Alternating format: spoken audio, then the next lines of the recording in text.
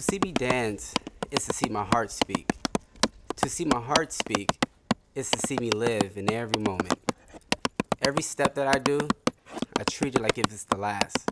Because as you know, the last step, you want it to end with a bang, with a little spice, a little hot sauce, as I would say. But life is like a box of chocolate. You never know what you're going to get. My name is Christopher Broughton. I'm 26 years old, born and raised in Los Angeles, California, and this is my story. At age 11, I started to tap dance because of my sister, Chantel Heath. One day, me and my late grandfather, we went to go pick her up from the studio. She was almost done, and right before she was about to leave, she told her teacher, I have to go because my grandfather and my brother are waiting for me. He was like, who's your brother? And she looked at me, and she called me over there. And when I went to go meet him, he said, let me see your shuffle. I was like, okay. So he showed me how to do a shuffle. And I was like, what now? He was like, how about you come back on Saturday? So I came back on Saturday, not knowing that this man that I've been talking to was the amazing Paul Kennedy, who founded Universal Dance Design with his sister Arlene Kennedy, who was like a mother to me. And that's basically how it all began. It's great. How are God. you? Oh, is it all right if I can get back to the old times? Get back to dancing? Yeah, In the studio? Yes. Yes, you can. All right, my God, thank you. knock yourself out. All right, cool.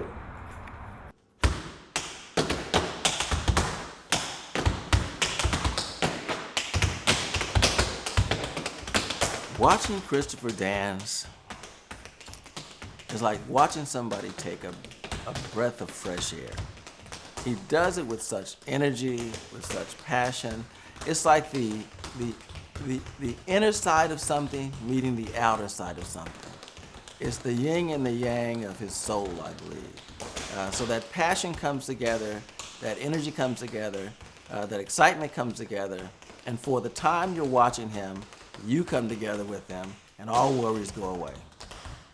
When I first met Christopher, I was with the Beverly Hills Hollywood NAACP, and he was one of the young kids that had come to our annual competition for our AXO program, and he was in the dance category. And God kind of put things together for a reason. And I happened to be in the room where the dancers were, and I was very tired, and it had been a very long day, and all of a sudden, I saw this young man in white tails with a beaming smile hit the dance floor, and it was magic.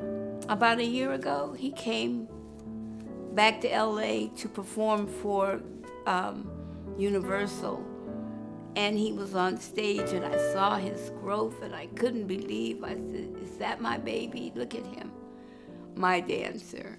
And I just feel that he has grown so much, and I see the love when I see him dance. The people that I look up to and admire today are Fayard Nicholas and Harold Nicholas of the Nicholas brothers. Because my dance teacher, Arlene Kennedy and Paul Kennedy, they used to always say, you see those Nicholas brothers? You need to look like them. And she'd be talking to all the boys, no matter if you were in the company or out the company. She would say, you see their shoes? They're always shining. You see, they're always smiling, and they look good. And the reason why I look up to them, because they were fearless. They could do it all.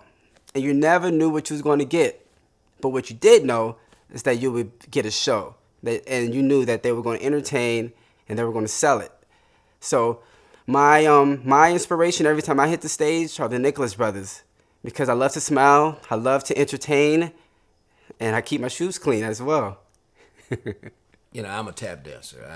I started out tapping when I was about 2 or 3 years old, and retired when I was 8. I had a short-lived career, but it was a wonderful career because I had the opportunity of traveling with the Nicholas brothers and performing with them in Europe. It was when my mother brought me back to the States. I didn't continue dancing. But it's a joy seeing young people dance, and especially Chris.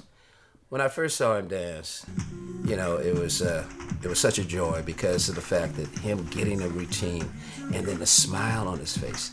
And you could just see it, you know, you could see his passion. You could see how much he enjoyed the dance and how much he enjoyed interacting with the other students.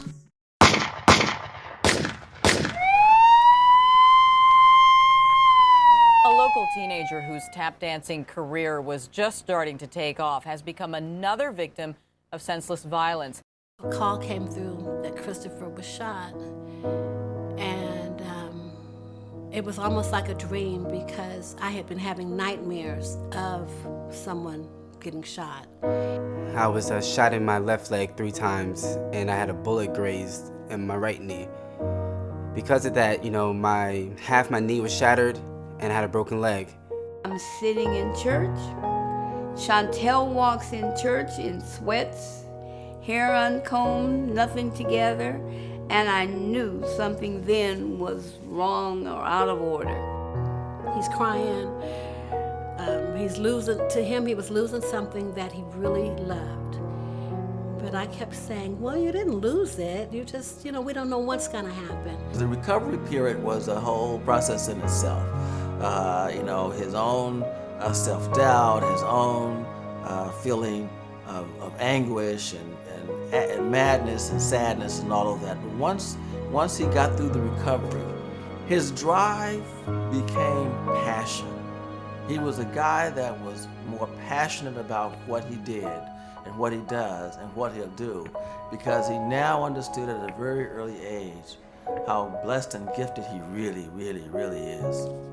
I had to spend like 1.5 years in recovery just to get back, but I refuse to let whoever that did this to me to take my dreams away and to shatter my spirit and my passion to dance.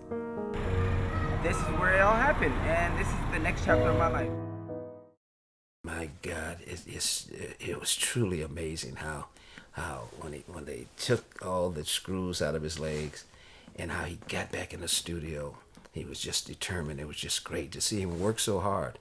And my God, you know, he's even better now than before.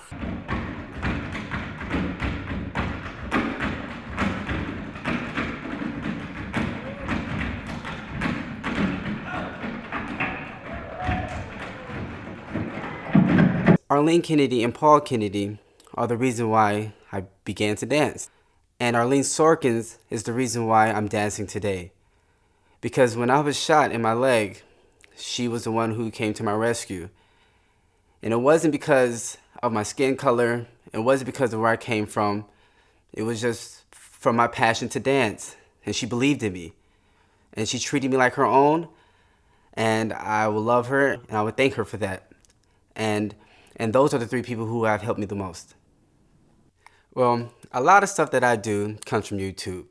You know, I watch YouTube a lot. I study it. I try to imitate the masters. And in reality, all the stuff that we're doing now, we already done. But we're just doing it in a different style, different rhythm, you know, just a different approach. I love to tap. Tap dancing isn't just an art form to me. It's life. It's the reason why I breathe. It's the reason why I get up every morning and practice.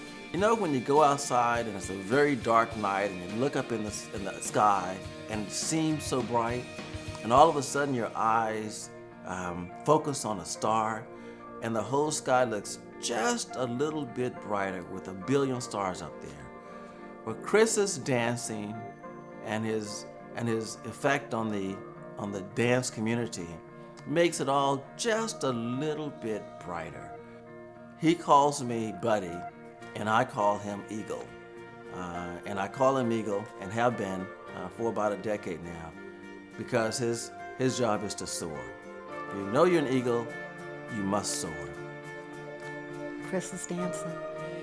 And one day I'll get to go to Broadway and see him perform. And I can't wait. You're gonna hear my in the background. I told Christopher, if you ever get famous, your name is Baby Boy Broughton, and that's who you are.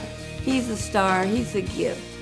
I'm just so proud that I've had an opportunity to see him grow since he was a child, since the first day he walked into Universal and started learning from Paul and Arlene Kennedy, and to see him now, to become the great professional dancer that he is. And Chris, is someone that I could truly say, hey Chris, I love you. I love to dance, and tap is my life.